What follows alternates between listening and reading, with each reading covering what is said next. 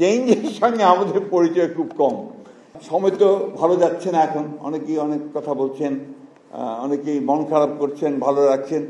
আমি সবসময় খুব আশাবাদী মানুষ, বয়স আমার অনেক, কিন্তু আমি আশাবাদী মানুষ। আমি মনে করি যে এর পরে ভালো সময় আসবে, আরও ভালো সময় আসবে।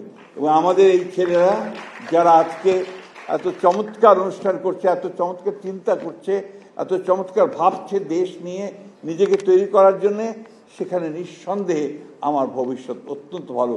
আমি ভবিষ্যৎকে ব্রাইট দেখি, আমি উজ্জ্বল দেখি।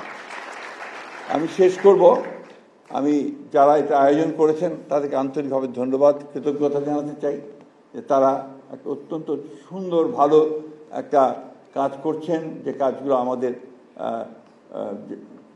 নতুন প্রজন্মকে কি যেন বলে, তোমার জেন কি বলে, জেন বলতে আরো ছোট নাকি, আরো ছোট।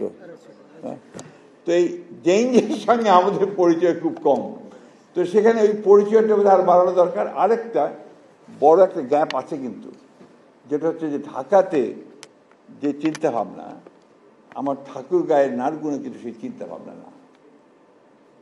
এই যে দূরত্বটা, এই দূরত্বটাকে কিন্তু মেটাতে হবে।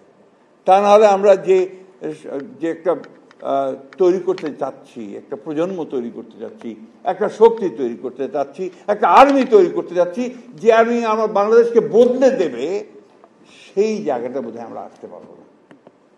আমি অনুরোধ করব, আমি আয়োজকদেরকে, আমি অত্যন্ত গর্বিত বোধ করছি যে আমি তাদের সঙ্গে ছিলাম অনেক আগে, ঢাকা কলেজ ছাত্র ছিলাম অনেক আগে, সেই বাংলাদেশ সৃষ্টির আগে 1963-65 সালে আমি ছাত্র ছিলাম, আর শিক্ষক হয়েছিলাম 73-75 সালে, ওই সময়টাতে। তো আমার মনে হয় এই কাজটা তারা আরো ভালো করে করতে পারবে। আমি আবারও আন্তরিকভাবে তাদেরকে ধন্যবাদ, কৃতজ্ঞতা জানাই। আজকে যারা এসছেন তাদের কথা শুনে আমার খুব ভালো লেগেছে।